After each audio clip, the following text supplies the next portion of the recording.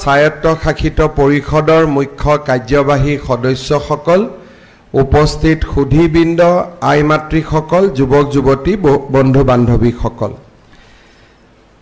আজি আমি ইয়াতে এটা বিশেষ উদ্দেশ্যত গোট খাইছোঁ। মোৰ মনত আছে 2024 চনৰ 15 নৱেম্বৰ তাৰিখে ঝাৰখণ্ডত প্ৰধানমন্ত্ৰী নৰেন্দ্ৰ মোদী ডাঙৰীয়াই ধৰতী আবা জনজাতীয় গাঁও উৎকৰ্ষ অভিযান আৰম্ভ কৰিছিল। সিদিনাখন মোৰো সৌভাগ্য হৈছিল এই সভাত উপস্থিত থকাৰ। স্কিমটো মই বুজিবলৈ চেষ্টা কৰিছিলোঁ যে এই আঁচনিটো আচলতে কি। আমি যদি হিচাপ কৰি চাওঁ, আমাৰ ভাৰতবৰ্ষত জনজাতীয় গাঁও আমাৰ কিমান আছে, এই হিচাপ কৰি মোদী ডাঙৰীয়াই উলিয়ালে যে আমাৰ 63,000 গোটেই ভাৰতবৰ্ষত জনজাতীয় গাঁও আছে। উত্তৰ প্ৰদেশত জনজাতীয় লোক একেবাৰে কম, কিন্তু উত্তৰ পূৰ্বাঞ্চলত জনজাতীয় লোক আটাইতকৈ বেছি।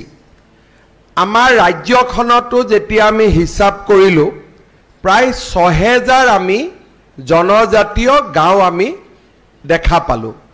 অৰ্থাৎ য'ত নেকি 20% নন ট্ৰাইবেল আছে আৰু তাতকৈ বেছি ট্ৰাইবেল আছে। অসমত সাধাৰণতে এখন গাঁৱত কেতিয়াবা ট্ৰাইবেলো থাকে, নন ট্ৰাইবেলো থাকে, জনজাতীয় অজনজাতীয়, কিন্তু মোটামুটি আমি হিচাপ কৰি সকলো ধৰণৰ জনজাতীয় লোকক সামৰি আমি 6,000 গাঁও আমি দেখা পালোঁ। এতিয়া মোদী ডাঙৰীয়াৰ লক্ষ্য হ'ল যে আমাৰ ভাৰতবৰ্ষৰ এই 63,000 জনজাতীয় গাঁৱত কেইটামান বিশেষ যোজনা হাতত লোৱা। প্ৰথম কথা, প্ৰত্যেকখন জনজাতীয় গাঁৱত পকী ৰাস্তা আছেনে নাই।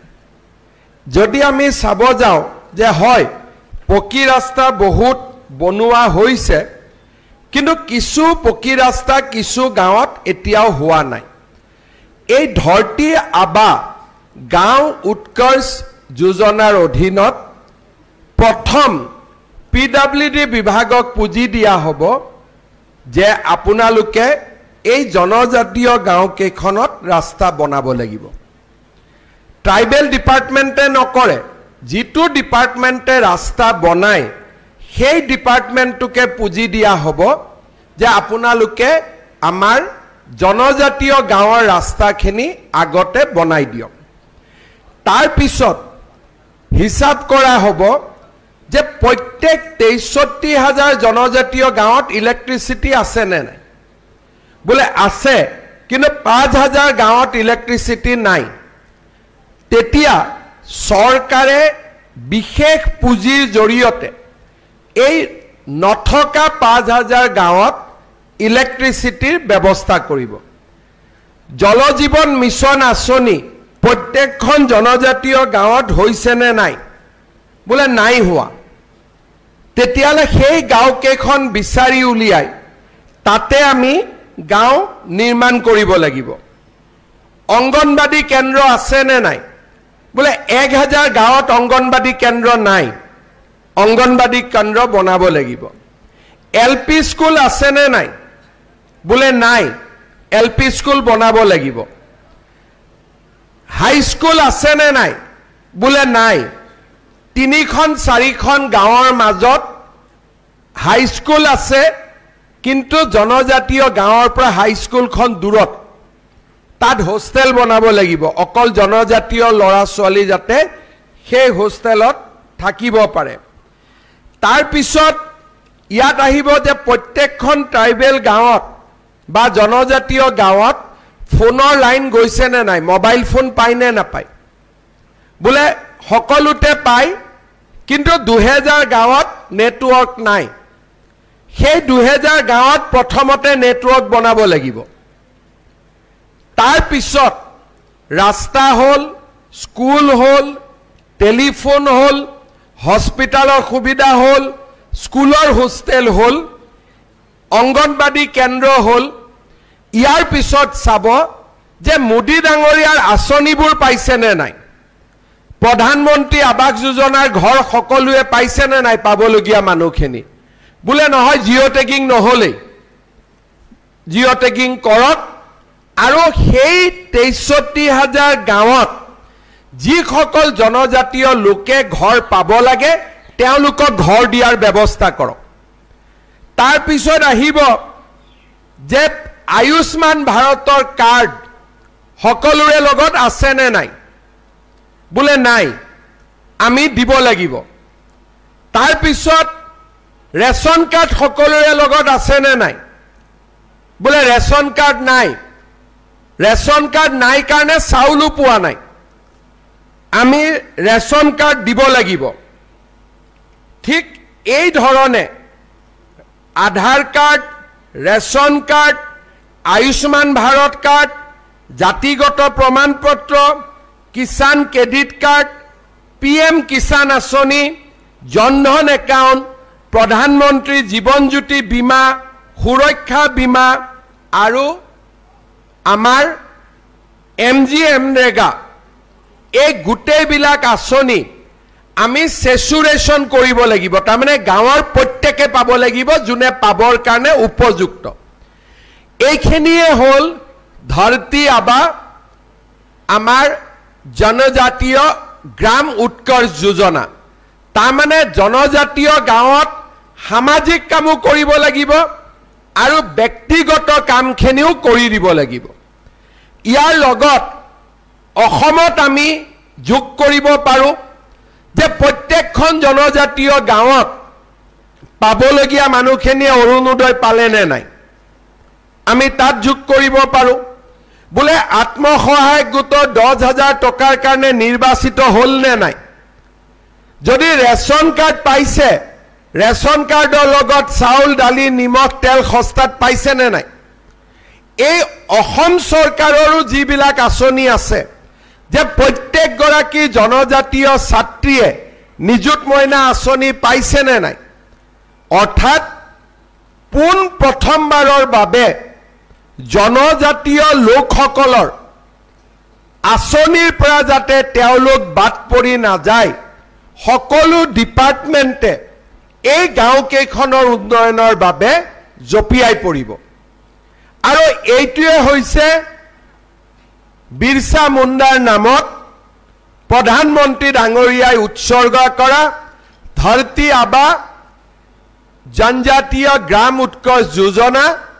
আৰু তাৰ বিষয়ে আলোচনা কৰিবলৈ আজি আমি ইয়াত সমবেত হৈছোঁ। যেতিয়া কংগ্ৰেছ চৰকাৰ আছিলে, প্ৰধানমন্ত্ৰী মনমোহন সিঙৰ দিনত এটা আয়োগ গঠন হৈছিলে। সেই আয়োগটোৰ নাম আছিলে সচ্চাৰ আয়োগ। দিল্লী উচ্চ ন্যায়ালয়ৰ এজন ৰিটায়াৰ্ড জাজে এই আয়োগটো নিৰ্মাণ কৰিছিল। মনমোহন সিং আৰু কংগ্ৰেছ চৰকাৰৰ ওচৰত এই আয়োগৰ প্ৰতিবেদন দাখিল হৈছিল। তেতিয়া কংগ্ৰেছ চৰকাৰে এটা কথা কৈছিল যে ভাৰতৰ সম্পদৰ ওপৰত প্ৰথম অধিকাৰ সংখ্যালঘু ৰাইজৰ আছে আৰু সেইকাৰণে তেতিয়া এই ধৰণৰ এটা কাৰ্যসূচী আৰম্ভ কৰা হৈছিলে আৰু বাজেটৰ 10% ধন সংখ্যালঘু গাঁৱত বিনিয়োগ কৰিবৰ কাৰণে ভাৰত চৰকাৰে টকা পঠিয়াইছিলে। অসমতো আহিছিলে। তেতিয়া আমি মাইনৰিটি গাঁওবিলাকত ITI কৰিছিলোঁ, ডাঙৰ ডাঙৰ স্কুল কৰিছিলোঁ, হাজাৰ হাজাৰ লোকক সেই সময়ৰ ইন্দিৰা আৱাস যোজনাৰ ঘৰ দিয়া হৈছিলে, অংগনবাদী কেন্দ্ৰ বনোৱা হৈছিলে। আৰু সেই আঁচনিটোৰ নাম আছিলে প্ৰধানমন্ত্ৰী জন কল্যাণ যোজনা। আমাৰ চৰকাৰ আহিলে, আমি ক'লো যে ভাৰতৰ সম্পদৰ ওপৰত প্ৰথম অধিকাৰ যদি কাবাৰ থাকিব লাগে, কাৰ থাকিব লাগে? সংখ্যালঘু লোকসকলৰ নে ভূমিপুত্ৰসকলৰ?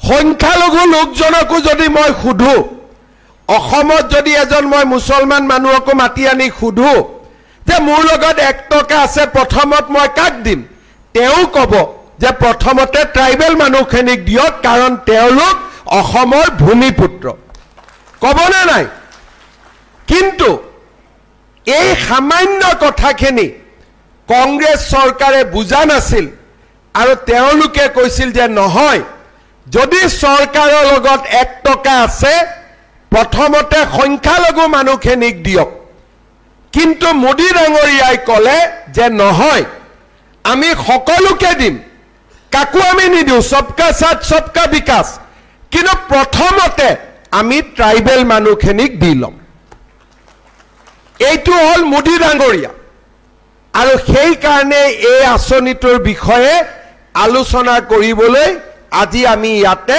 সমবেত হৈছো আমাৰ অসমত জনজাতীয় লোকসকলক আমি বিভিন্ন স্বায়ত্তশাসিত পৰিষদ দিছো আমাৰ স্বায়ত্তশাসিত পৰিষদৰ ইলেকশ্যন হয় প্ৰত্যেক গাঁৱত এজন এমএসি থাকে বা জনজাতীয় লোকসকল কাউন্সিলটোৰ লগত জড়িত হৈ থাকে এতিয়া এইবাৰ কাউন্সিলৰ পুঁজি সামান্য ৰাস্তা বনাব নোৱাৰে আবাস যোজনাৰ ঘৰ বনাব নোৱাৰে সমূহীয়া কাম কৰে কিন্তু এই আঁচনিটোৰ সুবিধা লৈ আমি কাউন্সিল ৰাজ্য চৰকাৰে লগ লাগি প্ৰত্যেকখন ট্ৰাইবেল গাঁৱত ৰাস্তা বনাব পাৰো ইলেক্ট্ৰিচিটি দিব পাৰো খোৱা পানী দিব পাৰো অংগনবাড়ী কেন্দ্ৰ মডেল বনাব পাৰো সৰকাৰী হোস্টেল বনাব পাৰো আৰু সকলো ব্যক্তিকে পিএম কিষাণ সকলো ব্যক্তিকে আয়ুষ্মান ভাৰত আয়ুষ্মান অসম সকলো ব্যক্তিকে অৰুণোদয় সকলো মহিলাকে মহিলা উদ্যমিতা এই আঁচনিবিলাক আমি দিব পাৰো সাধাৰণতে আমি যেতিয়া লিষ্ট বনাও আমি গাঁও গাঁও লিষ্ট বনাও কিন্তু এইবাৰ লিষ্ট বনাওতে এই আঁচনিটোৰ অধীনত লগত এটা অৰ্ডাৰ আহিব যে বেলেগত লিষ্ট বনাব কিন্তু ট্ৰাইবেল ভিলেজত 100% কৰি দিব এইটো হল পাৰ্থক্য আৰু এইটোৱে হল ধৰতি আবা জনজাতীয় উৎকৰ্ষ যোজনা এই যোজনাটো আৰম্ভ হৈছে 5 বছৰৰ ভিতৰত অসমৰ প্ৰতিখন জনজাতীয় গাঁৱলৈ পৰিৱৰ্তন আহিব লাগিব উন্নয়ন আৰু বিকাশ দুৰন্ত গতিত আগুৱাই যাব লাগিব আৰু ইয়াৰ নেতৃত্ব এতিয়া এইটো আপোনালোকৰ অধিকাৰ হল যে মোদী ডাঙৰীয়াই এইখিনি দিয়াৰ দায়িত্ব লৈছে ই এতিয়া অনুৰোধ নহয় এটা অধিকাৰলৈ ৰূপান্তৰ হল আৰু জনজাতীয় লোকসকলে এই ধৰতি আবা জনজাতীয় গ্ৰাম উৎকৰ্ষ যোজনাৰ লগত নিজক জড়িত কৰিব লাগিব আজি ৰনোজ পেগু ডাঙৰীয়াই আপোনালোকক ইয়াত মাতি আনিছে যাতে আমি এই আঁচনিটোৰ বিষয়ে বুজিব পাৰো ইন্টাৰনেটত গুগলত এই আঁচনিটোৰ বিষয়ে আপোনালোকে আৰু বহুত কথা জানিব পাৰিব আৰু এই বছৰৰ পৰাই আমি অসমত এই আঁচনি ৰূপায়ণ কৰাৰ কাম আমি হাতত লম গোটেই কামখিনি হৈ উঠোতে অলপ সময় লাগিব কিন্তু অসমত যেহেতু কাউন্সিল আছে ডিপাৰ্টমেন্ট আছে আমাৰ লগত জনজাতীয় ৰাইজসকল জড়িত হৈ আছে আমি বহুত সোনকালে ইয়াত আমি সফলতাও লাভ কৰিব পাৰিম আজিৰ এই সভাত আপোনালোকে আৰু বুজিব পাৰিব ভাল কৰি ডিব্ৰুগড়ত মই যোৱাকালি আহিছিলো আৰু মই ডিব্ৰুগড়ত থকাৰ সুবিধা লৈ ৰনোজ পেগু ডাঙৰীয়াই মোক কৈছিলে যে এপাক আপুনি আহি যাব মোৰো মনটো সঁচাকৈ ভাল লাগিলে যে প্ৰধানমন্ত্ৰী ডাঙৰীয়াৰ এখন গুৰুত্বপূৰ্ণ আঁচনিৰ বিষয়ে আপোনালোকক জনাবলৈ মোৰ সৌভাগ্য হল মই ডিব্ৰুগড় জিলাৰ বিধায়কসকলক অসমৰ প্ৰতিখন জনজাতীয় বিধায়কসকলক লগতে যি বিধায়ক জনজাতীয় নহয় কিন্তু জনজাতীয় গাঁও তেওঁৰ সমষ্টিত আছে সকলোকে এই আঁচনিখনৰ লগত জড়িত হ'বলৈ মই আহ্বান জনাম বিশেষকৈ আমাৰ মিচিং, দেউৰী, সোণোৱাল এই গোটেই আমাৰ কাউন্সিলত ৰাভা, মিচিং, বড়ো যিমান কেইখন আমাৰ কাউন্সিল আছে, ঠেঙাল কছাৰী গোটেই কেইখন কাউন্সিলত এই আঁচনিটোৰ ক্ষেত্ৰত আগভাগ ল'বলৈ মই আহ্বান জনাম। পুনৰ এবাৰ সকলোকে ধন্যবাদ জনাই মই মোৰ বক্তব্যৰ সামৰণি মাৰিছোঁ। ধন্যবাদ। জয় হিন্দ, বন্দে মাতৰম।